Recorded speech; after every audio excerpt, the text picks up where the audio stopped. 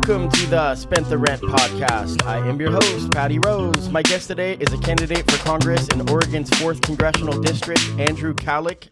Andrew, welcome to the show. Thanks so much, Patty. Glad to be here.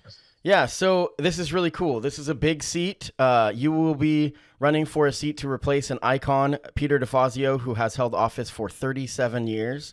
So most of both of our lives, obviously, I think we're around the same age group. So I'm just going to get right into it and start with what it will mean to replace an icon like Peter DeFazio, and what new leadership can mean for Oregon. Yeah, many people have said, you've got big shoes to fill. And my response to them is, yeah, those are not fillable. I mean, Peter is a sort of one of a kind figure in DC and in this district. He's had an extraordinary career, and I'm grateful for his service. He has dug in Congress, learned the ropes, risen up the ladder of seniority, and he's brought results here. And that matters to people. And so I think we'll miss Peter. But I do think it is time, with Peter's retirement, to think about what we want and that next generation of leadership for Oregon. We have some extraordinary challenges facing us as millennials, Patty, but also more broadly as a society in the 21st century, whether that's climate, economic opportunity, education, criminal justice reform, and rebuilding the fabric of our democracy, which is at the foundation of all of it. We need new approaches to how we get these things done, because I walk around this district and talk to people, and I can't find that many people who think Congress is doing what it needs to do to tackle those problems. And I'm committed to bringing a new type of leadership with a new and different perspective. And that is how I'm going to try to approximate what Peter's been able to do for this district. One thing that I think Peter's absolutely right about, and that I'm going to try to continue with his legacy, is a spirit of independence. Peter's always said he's as independent as Oregon. I think that's incredibly important now more than ever, when we see the polarization and the partisanship in DC. I'm a Democrat. I have been my entire life. My parents were public school teachers. They raised us as labor Democrats. But I'll tell you right now that I am going to Washington to serve the people, not the party. They are the folks who I swear an allegiance to.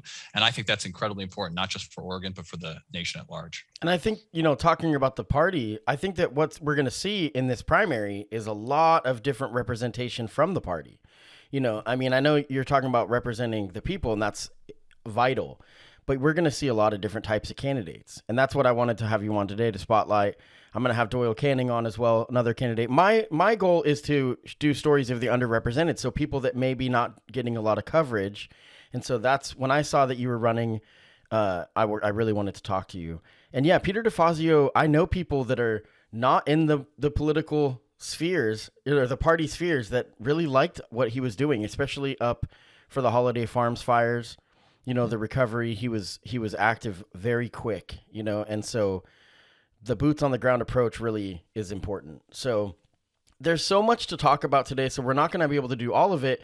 So I really encourage people, and I'm going to talk about this over and over today, to go to your website, andrewkalloch.com. The link will be in the show notes. It's Kalloch. And I'll tell you that again later in the show so that, you can go there after we're done talking. Let's talk about some of the key issues. I'd like to spotlight 3 of them. The number one issue that you listed on your website is climate change. So I agree that it is the number one issue, because without worrying about that, the rest of it is kind of moot. So, what are some of your plans? Sure. So, first of all, I think it's important to see climate change not just as a priority that's ranked alongside other priorities, but a priority that should affect every single piece of legislation that gets before Congress. We've realized in the last decade how important it is to have what people refer to as an equity lens on everything that government does. Similarly, we need to have a climate lens. And so that's why when I'm talking about this with folks, I say there's no such thing as a climate bill. Every bill is a climate bill. The Farm Bill needs to be leveraged as a climate bill for regenerative agriculture. Nobody knows the effects of climate change more than our farmers. The Defense Bill, the Defense Department says that climate change is the number one challenge to American national security. We need to use that bill every year to advance the ball on certain climate objectives. And then, of course, we do need to have climate policy that meets the moment. And for too long, we've had politicians, I think on both sides of the aisle, but particularly, I'm a Democrat, so I'm going to talk about Democrats for a minute, who have set ambitious targets but have not necessarily followed through on the concrete plans needed to reach those targets. And I'm not about the ribbon cutting. I'm not about the rhetoric of that target. I'm about getting down to brass tacks and getting it done. So you can read more about this on the website, but there's a few ideas in particular. First, I think it's important that as a baseline, we make sure that corporate America discloses its carbon footprint and enacts policies that require it to do their part, because this is going to take everybody. It's going to take individual action. It's going to take corporate action. It's going to take government action. Next, we need to electrify everything. And what that means is that we have to vastly increase the amount of wind and water and solar power generation. Right here in Oregon, especially on the South Coast, of this district, it's the #1 place in the country has been targeted as a wind power generation source. We need to be that laboratory for wind technology, and we should be using public rights of way for solar. No reason not to. We can do this, but we have to leverage everything at our disposal. And then the last thing I'll mention is that climate is also about making sure that we have a just transition to that fossil-free economy. And so how do you make sure that lower income people in rural Oregon don't bear the brunt of the costly transition? And there will be costs associated with it. I think that's important to say. And like previous generations who have had to sacrifice for the greater good, we will have to make some sacrifices. But those sacrifices shouldn't fall on the shoulders of the least fortunate. And so I support a carbon dividend system like they have in British Columbia that provides basically a check to lower income and rural communities so that they don't face the brunt of this transition. And I think that's extremely important to keep in mind as we talk about climate. That's the thing that, for a follow-up, I'd like to say, it's like the difficult challenge of this is convincing some of the people in the rural community, like you're saying, and it's so important because a lot of times they're not interested in subsidies. They're not interested in a handout in their mind, but it's just, that's the reality that we're facing. So, I mean, what would you say to someone if you're in someone's home? I don't know how it's going to look on the campaign trail because COVID still is there, but you're going to be knocking on doors for people that are of the opposition because you're going to have to win some of them over to win this election, come November. So when you're looking in the eyes of somebody in a rural community and they're a farmer, for example, what do you say to them about climate change? Yeah, so what, as I mentioned earlier, there's nobody who understands the effects of climate change more than farmers, than loggers, than fishermen, seeing the rise of ocean temperatures and acidification. And of course, just from every Oregonian who loves to go and camp in the woods, right? Like this is something that affects everybody. And everyone wants to breathe clean air and drink clean water and be able to enjoy the incredible sort of glories of Oregon. And so I think if we start with that baseline understanding and that common set of values, I think that's very important. It's important not to start with heat, as I say. It's not to be accusing people of obstructionism or anything like that. I think you try to start with that baseline level of shared values. And then you can have a conversation with all those stakeholders about the best way to achieve the outcome we all want, which is a sustainable planet with a solid economy. And so if I'm talking to that person in rural America, what I'm saying is, look, we have to wean ourselves off fossil fuels. There's no other way around it. We do. And we understand that for a century or more, we have built a society around easy access to petrol, really, to gasoline. And so people in rural Oregon, including right here in this district, they often have to travel 50, 60 miles each way just to go to work. And that's not going to change overnight. And so what we're trying to do is ensure that just transition. And yeah, I understand the concern about subsidies, but just like we have incredibly powerful anti-poverty programs like the Earned Income Tax Credit that can help people make work pay, this is the same type of idea. It's making sure that people in rural America aren't actually bearing the brunt of this. And I feel like that's important, especially for Democrats, because people in rural America often think that Democrats are ignoring them, they don't understand or respect their way of life. I do. I absolutely do. And I think that we need to make sure that that's clear to them, not only by showing up and listening to them and respecting their communities and seeing a future for them, but also in policy itself. Yeah. And it takes trust on their part, and it also just takes on your part, it takes just hearing them, listening, and that's the thing, that the trust is really, it's going to be a big obstacle, but I think we can do it. So let's talk about economic opportunity. I mean, I think that the most important issue to people right now is inflation and record corporate profits, because I mean, we hear inflation, inflation, inflation, and there's all these people that want to talk about what's causing it.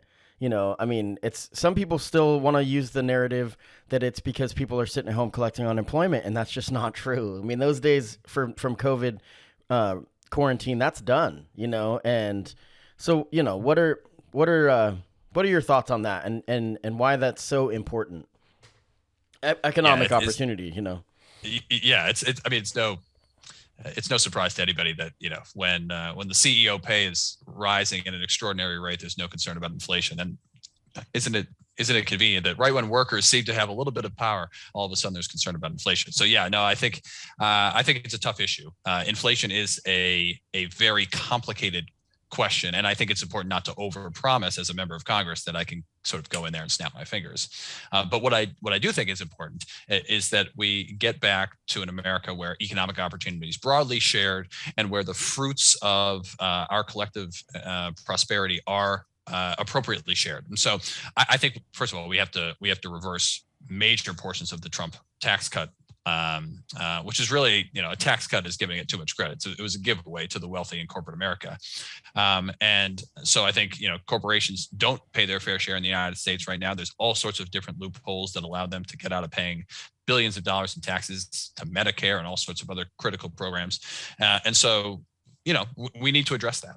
And we also need to address, the rising CEO pay and the emphasis on buying back stock and giving dividends to shareholders instead of delivering quality jobs and family wage jobs to people. So I think that that's very important. But you're right. I think more broadly that economic opportunity and concern about, what are the jobs of the future is of top concern to so many people. And so I'm going to say two things about it. One, we have to make sure that we have an education system and a workforce development system that ensures that people are prepared for the jobs of the future. I think for a long time, especially in this corner of Oregon, we've been having fights about last century's industries. We're still fighting the battles, the cultural battles and the economic battles of the 80s and 90s, when what we really need to be doing, in the old hockey phrase, is skating to where the puck is going. Making sure that we set up Oregon as a proving ground for wind technology, as I said, regenerative agriculture right here in the valley, making tourism a ladder to the middle class, just like logging was in the last century. We know tourism is an important economic driver, especially on the coast. But right now, it doesn't provide those types of family wage jobs that logging and manufacturing did in the 20th century. We can do something about that. And so I think it's important to think through how we do that. One more sort of piece, and I mentioned this in the context of tax reform for corporate America. But right now we have a tax credit system that is completely backwards. We have this thing called the Opportunity Zone credit that subsidizes luxury hotel and condominium development in the middle of cities like Portland. It's subsidizing a Ritz-Carlton hotel right now. And yet many smaller communities in our district aren't even eligible, small businesses in our communities. It's completely backward. We have to change that. And I think that's part of making sure that economic opportunity is truly shared by everyone. Let's talk about wages, because in Oregon, minimum wage is higher than on the national level, and so you're going to be working in Washington. So like your goal is to convince or to explain to people why it hasn't made our hair catch on fire in Oregon when we've been that way. Because in places like Oklahoma and I think in Florida, the minimum wage can be as low as like $2 if you're a service worker, because they say plus tips, and it's criminal, and so we have seen an increase in wages here, but I think that this is something that the average person really is interested in hearing about. There has been repercussions. We've seen the inflation. I personally think that the increase in wages allows for a little bit more choice for the consumer. So yes, things cost a little bit more, but you have control over where you put your money. So I think one of the main things to see is we need to figure out ways to keep the costs of housing down, with rent and with just mortgage and buying a home, and make it easier for first-time homeowners and whatnot. But what are your thoughts on wages, and what would you do in Washington to kind of explain why nationally we need a national minimum wage high increase, Sure. So two things on wages, and then I hope we get to talk about housing a little bit. First on wages, I mean, the real value of the federal minimum wage has collapsed since it was first put in place in the 60s. It is, you use the word criminal. I think it is criminal, and I think it needs to be raised. Now, in Oregon, we have a really interesting and I think novel model that recognizes that the cost of living in different parts of the state may necessitate different minimum wages. So we actually have 3 minimum wages here in Oregon: one in Portland and the surrounding metro counties, one in the rest of the Willamette Valley, and one outside of that area covering the rest of the state. 3 different minimum wages here in Oregon. And I actually think a model like that on a nationwide level might be worth considering, because again, while I support a $15 minimum wage for everybody, it's going to be very difficult to get that through Congress. And so one of the things that you could do, and this speaks to showing respect and understanding of sort of different places in the country, is saying, okay, well, why don't we come up with a 3-part system, where if the cost of living is above a certain threshold, it's 1 minimum wage. If it's in the middle, it's another minimum wage, and if it's lower, it's a 3rd minimum wage. I think trying innovative mechanisms like that, which we've tried right here in Oregon, at a national level, is worth it. And so I would be working hard with people across the country in rural and urban America to try to think through what that might look like. Secondly, with wages, the government can do some things, but there's no substitute for organized labor in this. No substitute for it. We know it. The graphs, if you look at the percentage of Americans who are in a labor union and the percentage of Americans who are getting a living wage, it's both going down. They're in lockstep. And so that's what's so inspiring about so many young people, especially at places like Starbucks right here in Eugene and around the country, organizing and trying to get rights for themselves through organized labor. Corporate America is very powerful. It's going to take advantage of people on the other side if there's not a countervailing force. And I'm not anti-corporate America, but I do think there needs to be some balance. And that's why it's incredibly important for Congress to act on both the PRO Act and other types of labor legislation that allows more people to organize. So housing, you wanted to talk about housing. I didn't really prepare much for questions, but there's so much to talk about. But What are some ways that we can, push for affordable housing and keep people in their homes? I think that with homelessness, I think the most important thing that we can, or there's so many things, but one of the most important things is to keep people in their homes before that we even get to that point. So what are some of your plans for that? Sure. So, and this is an area, and I spoke to being an independent earlier. This is an area where I think the political establishment in Oregon has really let us down. We are last in the country in homelessness per capita here in the city of Eugene. Since 1991, Oregon has the 3rd highest housing appreciation of any state in the country, and we've built the 2nd fewest homes per capita of any state. Those things are connected. And that's a failure of our leadership to address it, to see it coming, and to take concrete action. Now, we have taken concrete action in Oregon in recent years. Very recently, the state legislature passed a bill that will allow more construction of duplexes, triplexes, cottage apartments, more multifamily housing. I think that's incredibly important. And I think it needs to happen on the federal level. Congress can use the power of the federal government to encourage states to adopt reforms like that, get rid of restrictive zoning laws that were put in place for largely racist reasons, and that obstruct our ability to build livable, dense communities. Not everything's going to be New York City. And it shouldn't be. But we do need to make sure that multifamily housing can be in more places. So that's one thing. The second thing is that we need to actually fund our housing voucher program. Right now, there's years-long waiting list for housing vouchers for people at the lowest incomes. And that's an amazing thing, because you would never go into a hospital as a low-income person in America and have to fill out an application for Medicaid and said, yeah, come back in 2 years, then maybe you'll be eligible then. It's a human right. And that's the case with healthcare, and it's the case with housing. And so we need to fully fund housing vouchers.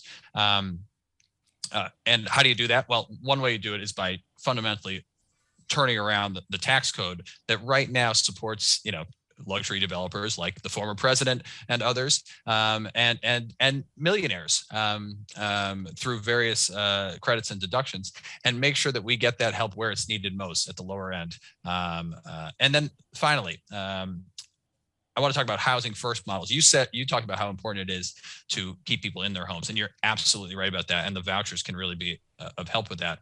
But we also need to get people into a home and then try to solve the problems that led to homelessness in the first place. Housing first models can do this. These are models where you build supportive housing, you have wraparound services like mental health care and substance abuse treatment on site. Right now, Oregon is 50th out of 50 in substance abuse treatment access, 49th in terms of mental health access. We need to do better. And so we need the federal government and Congress to invest in these types of housing first models. That's how we get people back on their feet. And then we use the increase in supply and the voucher system to keep people in their homes. So I'm so glad you brought that up, because housing first was something that I had heard a lot. People talk about the housing first model. And I'm somebody that will admit my shortcomings openly. And so I was like, what does that mean? So I did a whole podcast on this where I interviewed a woman from shelter care, and we talked about it. And it's exactly what you said. It's getting people that have found themselves to be homeless, getting them into a home before we, because everybody's like, well, if they could just get sober, they could get into a home or whatever it is. That's not realistic, And so I love that. And so if you're interested in learning more about the housing first model, go back and listen to my podcast. If you're listening to this, you can go back and listen to the podcast with shelter care. I did like a 4-part series on affordable housing in Oregon, and that was super, super informative. So there's a lot there. Subscribe to Patty while you're at it. Subscribe folks, on wherever you're listening or watching this podcast for sure. And I've been doing my best to not only showcase some of these stories of the underrepresented, but also learn. I've learned so much from doing this. So let's move on to voting rights. Voting rights is so important for the future of our democracy, and I do not know how we can convince people on the extremes that our system in place is actually trustworthy. So why is it that it is so important for the future of our democracy? Yeah, it's a foundational piece. My hero is the late Congressman John Lewis, a man who put his body on the line for America and her ideals many times. My firstborn child is named Selma, so I'm deeply grateful for Congressman Lewis's patriotism. I've said that he belongs on currency in this country, and what he was fighting for on the Edmund Pettus Bridge, and what so many have fought for in the generation since, was that basic right of citizenship, the ability to vote, the ability to make your voice heard in your government, and the ability to have that government be responsive to your needs. Now, it has been a fight. The Voting Rights Act didn't end the story. And we've seen, of course, the Supreme Court rolling back even protections that the Voting Rights Act seemed to enshrine. So this fight is going to continue. The war is never over on this. People will always seek to protect power and privilege. And so I think what we need to do is appeal to the better angels of people's nature about what America is.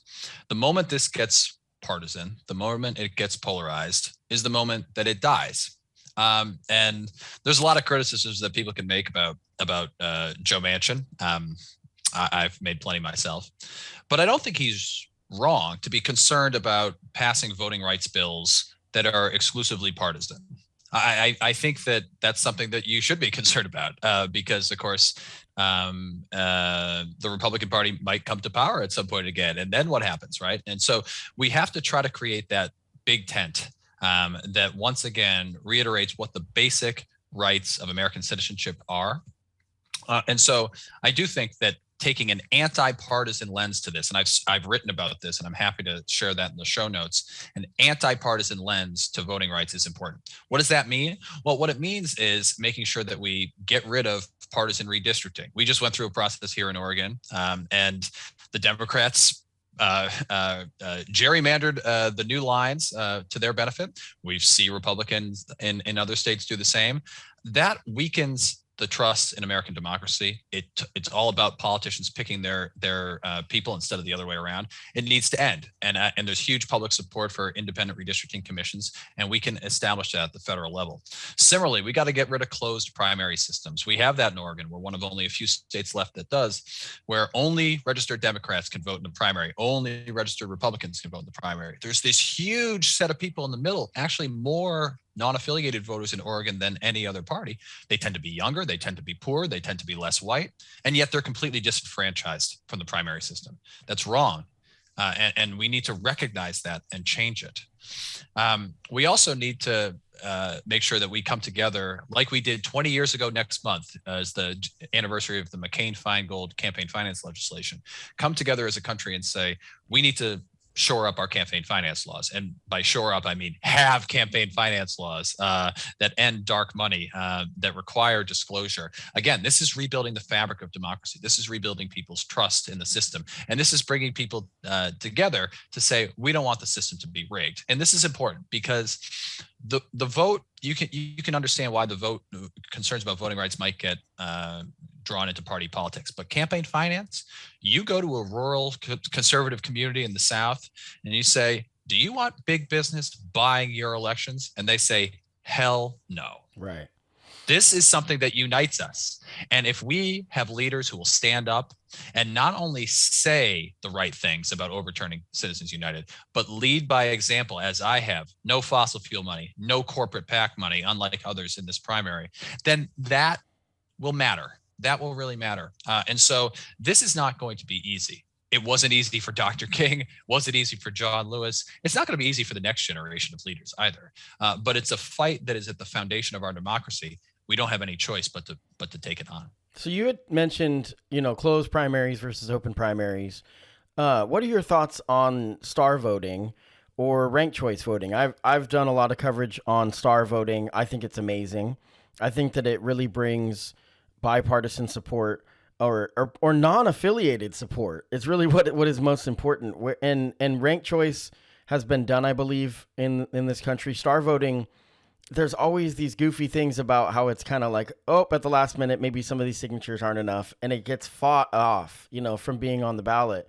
It was, I believe, in Eugene, it was on the ballot, but it was worded because its STAR stands for score then automatic runoff. It's an acronym. Right. And they didn't, all the promos were done as being called star voting. And then on the ballot, it didn't say star. They wouldn't put it because then people didn't even know it was there. And that's done by design where the people in power want to stay in power, like you said. And so they'll kind of like these little wordings. I mean, a lot of times it's like a yes vote means no and a no means yes. And so it's super confusing on the ballot, but that's a whole different issue. We could be here forever. I'll talk to the Secretary of State about that. But star voting and ranked choice voting, what are your thoughts on those? Yeah, so I think that these are innovative mechanisms that need to be tested. And when I say need to be tested, I mean at the local and state level. Let's use America's federalism as a testing ground. Let's learn about what we need to do to educate voters about these systems. That's the biggest concern with these systems. It's not that they are not good ideas. I think they are, and I think they can enhance democracy. But they can be confusing, which means that you need to do, in advance of election, lots of voter education in every language, in every community. Because the last thing you want is for something like STAR or RCV to be a barrier to the ballot. To actually turn people away because they can't even understand. Wait, I don't even, I'm used to checking one box and voting for an individual. Andrew, what am I supposed to do here? I'm supposed to fill in numbers, like which one is the best, right? So I think we need to experiment with it. New York City has ranked choice voting, just did it for the mayoral election. I think this is worth trying, and an automatic runoff, which makes things more efficient because you don't have to go back to the ballot box again. So I am all for testing this. I think we should test it out in the states before we bring it to the federal election stage. But I like it, and I think it has a lot of promise. I think star voting is incredible, and I'll be doing more coverage on it because I think that, like you said, there's so many people in the middle, and it gives more chances of representation. And I'm really, really hoping that Eugene tries this because I think it would be a perfect area for it. You've got so many different voices that are being Eugene is predominantly left, very far left. And so I think that having the opportunity to have a lot more voices heard from could be really good. And I think that people on the right might actually appreciate that in a town like Eugene. Yep. So we'll see what can happen with that. So if you're not familiar with star voting, just Google that. Star voting, ranked choice voting. It's really where we need to head with our voting. And yes, it's a little bit more work, but this is our responsibility as people, as citizens, is to educate ourselves. That we're going to talk a little bit in a bit about misinformation. And it's like, if we don't actually do the due diligence and educate ourselves, then we're just going to believe whatever's thrown at us. And that's a problem. So speaking of educating ourselves, I wanted to talk about teachers. So you are the son of public school teachers, and this last two-year stretch has been the hardest that I can even imagine for teachers. Yep. So teachers are on the brink of just walking out. I hear it all the time. I've got a lot of friends that are educators. My stepson is pursuing a career in education, and I'm like almost just like, I'm like, are you sure? And what can we do right now to support our teachers? It's a great question, and it is. I think it is harder than it's ever been, and it's never been easy. My parents loved teaching; it was a passion of theirs. Mother was a national teacher of the year, and yet they said the same thing to me and my sister growing up: like, "Don't you dare be a teacher. This is an extraordinarily hard profession." And so, and indeed, just last night I was at the Oregon Education Association conference and was asked almost exactly the same question, Patty, which is, how do we keep teachers in the profession? And my answer to that question will be the same as for you. First of all, money matters. So we can talk a big game about caring about teachers, understanding it's one of the most important professions in our society, but you got to pay them. You got to pay them more. You got to pay them like the professionals that they are. And that's particularly the case at the younger level. There are some states, especially, who have sort of escalators for teachers, but you have to hang around for 10, maybe even 20 years to take advantage of those. We need to raise that base. That's very important to attracting people and then having them stay, because like any other job, practice makes perfect. The more you're in the classroom, the better you're going to get at it. I saw that with my own parents, and I'm sure others have as well. And so you got to pay more. Secondly, you got to make sure they have the resources they need to be the most effective teachers, because again, teaching is a passion profession. People go into it because they want to make a difference for the next generation. And yet right now in the state of Oregon, we are 50th out of 50 states in providing teachers with professional development that includes evidence-based reading instruction. And as a result, fewer than half of our third graders are proficient in reading. And that's not the teacher's fault. It's the fault of government for not providing teachers with the opportunity to have that cutting-edge professional development they need, and not to have professional development opportunities when they go home off the clock.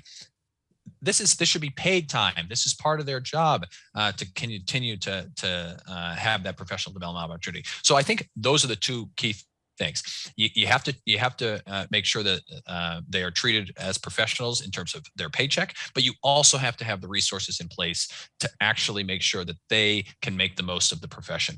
And I think with those two pieces, we're going to have a lot more people both getting into and staying in the profession. Yeah, and then we could be here for days talking about school board meetings, and it's chaotic. When Saturday Night Live is mocking school board meetings, yeah, that's not a good sign. So I want to talk a little bit about on your website it says that you worked with the ACLU as a civil rights attorney. The ACLU fights to protect free speech. So this is a really long-winded thing, but what is the government's role in limiting hate speech and misinformation in a public square? And then I want to talk a little bit about what the government's role may or may not be in regulating social media. So first, what is the government's role in limiting hate speech and misinformation in a public square?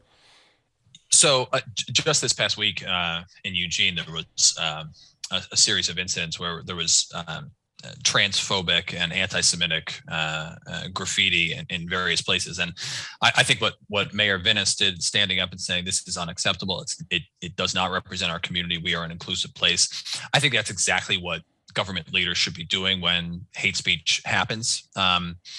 I think that that speaking as sort of one community and saying this is not welcome here is incredibly important. I remember in law school when the Westboro Baptist Church, which is an extremist group, came to our campus to protest. People stood up and said to them, your message, sure, you might have the right to say your message, but make no mistake, you are not speaking for us. And your type of hate is not wanted here. And I think that that's an incredibly powerful thing, much more powerful actually than having the government ban speech, because we've also seen in recent days when the government tries to ban speech, often one person's hate speech is another person's great literature. I mean, we've seen Toni Morrison books being pulled from curriculum in places like Texas. So we have to be very careful when we enable the government to make those decisions. And as an ACLU lawyer, I certainly come down more on the side of free speech. Now, of course, when hate speech turns into harassment or when it turns into threats, that's different. The government has to have an enforcement role there. And in the disinformation sphere, I think it's incredibly important that social media companies are pushed by their users to eliminate misinformation and disinformation. We saw it on Spotify in this past month with Joe Rogan's podcast, and we've seen it in other situations as well. I think that the government's role in that, again, has to be somewhat limited, but what the government should be doing is making sure that there's no misinformation among people who hold themselves out as the purveyors of good information. So just one example of that, there are these things called crisis pregnancy centers that are out there spewing misinformation about abortion, the effects of abortion, and they stand themselves up as healthcare facilities. I think the government can take action there and say, look, if you set yourself up to look like a healthcare facility, you have to provide actual information, not just propaganda. But by and large, I think what's most important is for the community to stand up and say, this is not acceptable. And that's what I'd like to see going forward. The Joe Rogan one, because this is a podcast, I want to talk about it a little more because, sure, yeah. Because with Joe Rogan, it's such a nuanced thing. And I know I'm going to get, even opening my mouth on this, people are going to be mad because I won't remove Spotify. I use Spotify. I love Spotify. My podcast is hosted through Spotify. I also am a musician and Spotify screws me. Like there's no question. There's no question, yeah. Because I make nothing off of it. And I also don't make good music, but that's a different story. I'm a firm believer. I'm a free speech absolutist, where I feel like it's our responsibility to educate ourselves. I listened to the interview with Robert Malone, I think is his name, and it was contradictory completely. And I'm not a very educated man. I'm a barber. I went to high school and I barely graduated because I was a slacker. But that being said, I knew listening to it, I'm like, this is nonsense. But it's really difficult to navigate because it sounds like he's credible. He's got all these credentials. He worked in starting mRNA vaccines. He was, and so you hear this. And so for a lot of people, it's really difficult. And I like what you're saying because it's true. It's like the government's role is not that. That's the public's job. But man, we are combating something we've never seen before with the internet and just the how much, And so I like what you were saying about those groups for what was it called? Like the birthing ones. Oh, the crisis pregnancy centers. Yep. Yeah, I know what you're talking about. And there's got to be something that it's like if you're going to put this online, you have to say like this is not a whatever, because it's misrepresenting it. Right. This is not a doctor's office. The fact checking is tough. I don't know where the question's at, but what are your thoughts on the Joe Rogan debate? Well, again, I think so. The issue with Rogan, like the issue with so many others, is that we can quickly retreat to our partisan corners about it. It becomes sort of an article of faith that you need to get rid of Spotify.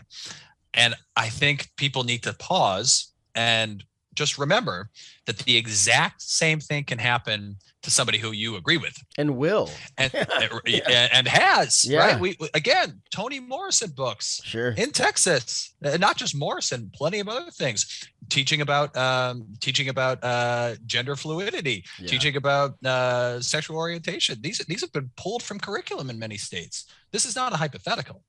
This is, and so I agree with you, Patty. And let's be clear. Let's not sell yourself short. You might not have some fancy degree. That doesn't mean you're not smart as hell. Formally educated. And so, yeah. And so I think there are plenty of people like that in this district, in this country.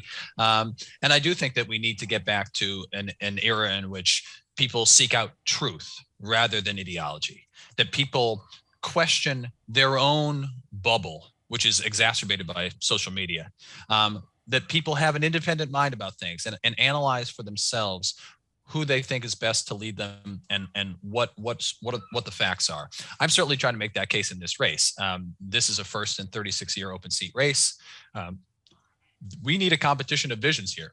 We need people to tune in like they're doing with this podcast right now, listen to the people who are trying to be their leaders and decide for themselves who's credible, who has the experience, who has the approach to leadership that I want. And I think that that's so important. And as you said, there's no substitute for it in a democracy. You've got to be an active, engaged citizen. And I'm relying on you and everybody else to do just that.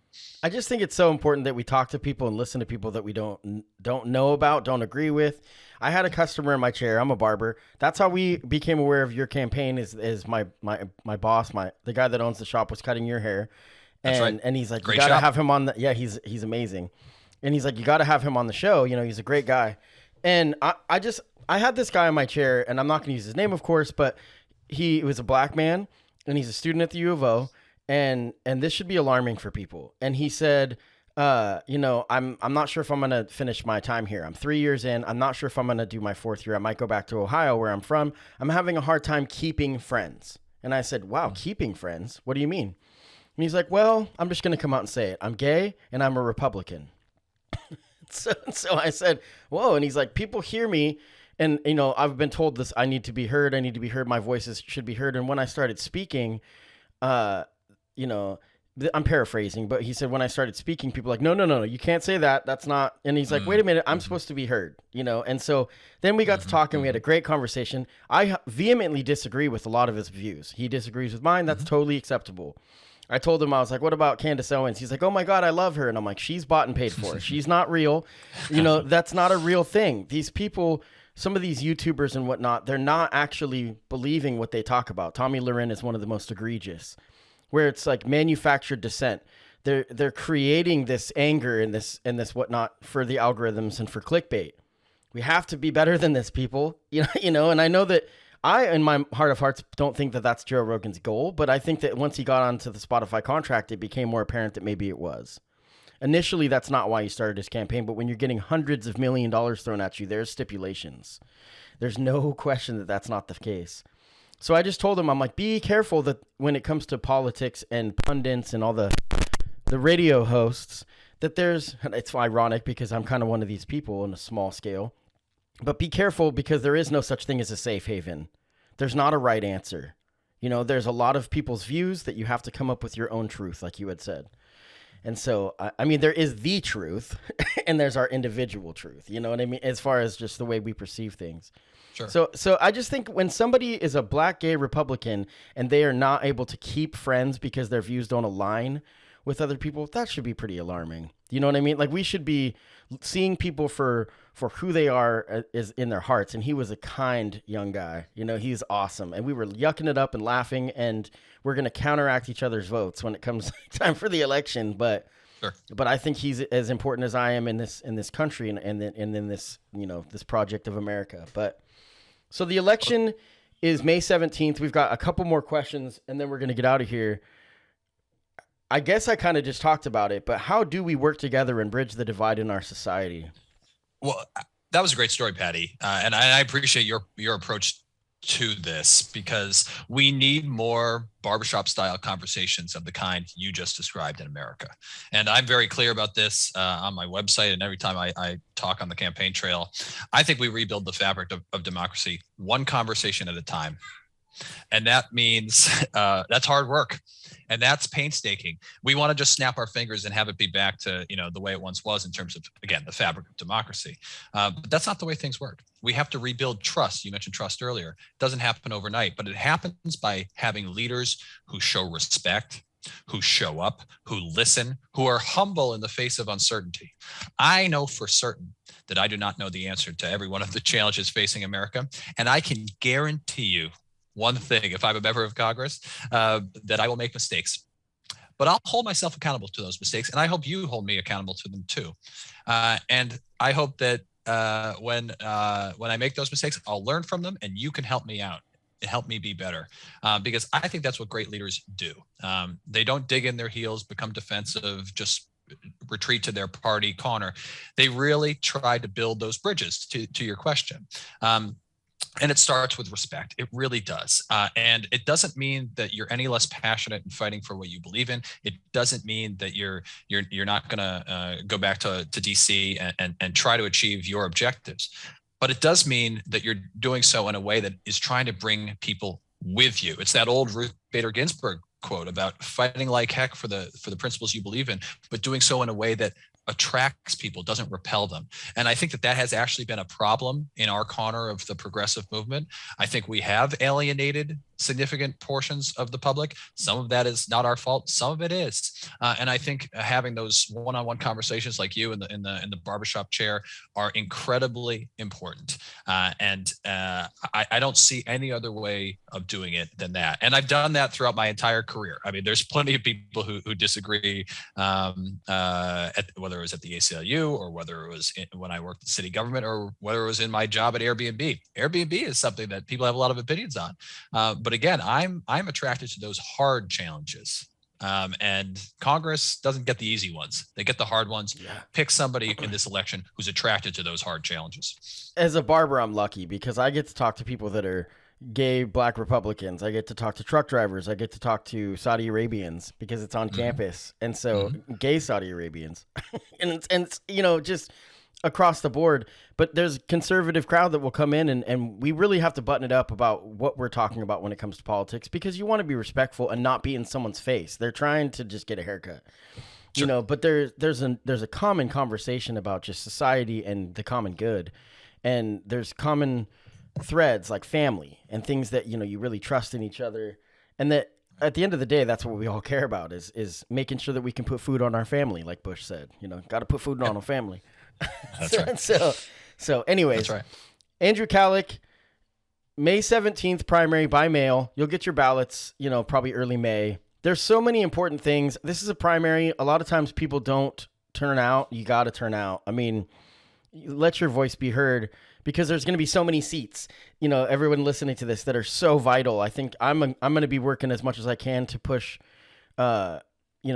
everyone to educate themselves on candidates like the re-election bid for Joe Berney running for county commissioner in Lane County. Joe Berney is incredible, and then this seat is just monumental for Oregon. I mean, it's 36, 37 years that Peter DeFazio has had that seat, and he's going to be hard to replace, and for somebody, a freshman congressman, I think that's what they call it.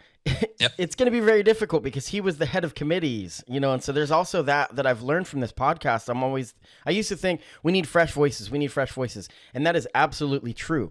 But it's also true that you need people in Washington that represent your state that have power. And that takes time, so you got to be in it for the long haul. Yeah. And Peter was on primary day in 1986. I think Peter was 38 years old, and I'll be 38 years old on primary day. I think it is important. I mean, Congress works on a seniority model. You gotta dig in your heels and rise the ladder. That's just the way it works. But I also think, to your point, Patty, this is a once in a generation opportunity for this district to think about where it wants to go. This election is about the future, not the past. What do you want in that next generation of leadership in DC? And who do you think has the skills, the experience, and the perspective to deliver real results back here? It's an incredibly consequential choice. And so, to your point, not only do I want you Democrats to get out there and vote, but if you're a non-affiliated voter, you say, no, I'm not really a Republican or a Democrat. I get it.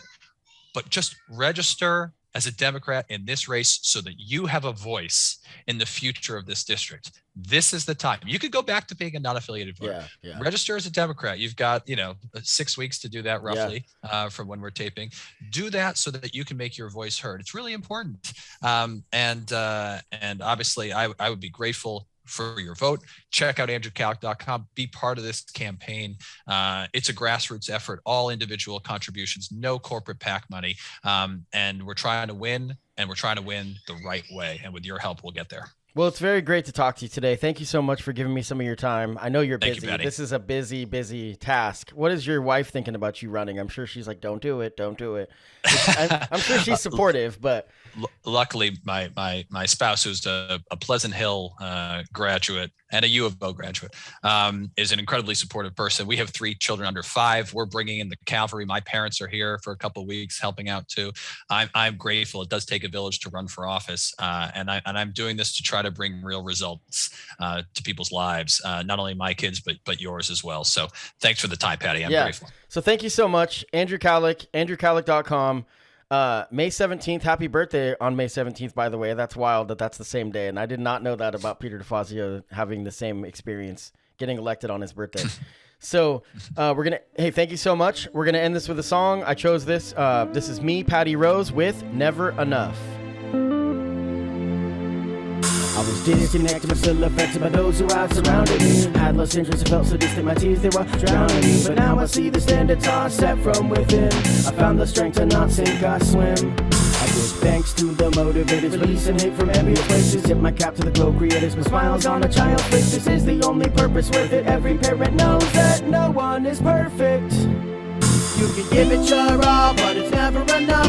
You can try and stand tall, but you never feel tough. You can mask your insecurities and bottle up your fears inside, but a part of you still hide. You can give it your all, but it's never enough. You can try and stand tall, but you never feel tough. You can mask your insecurities and bottle up your fears inside, but a part of you still hide. Behind a hardened exterior, inside you feel you're inferior. You're handcuffed, can't live up, don't give up, just get up and dust yourself off the trust that can be gone. If you lie to yourself about the level of courtesy, help no one, you're no fun, it hurts to see narcissism succeed, decisions in need. All your loved ones get desperate and they feel they should leave.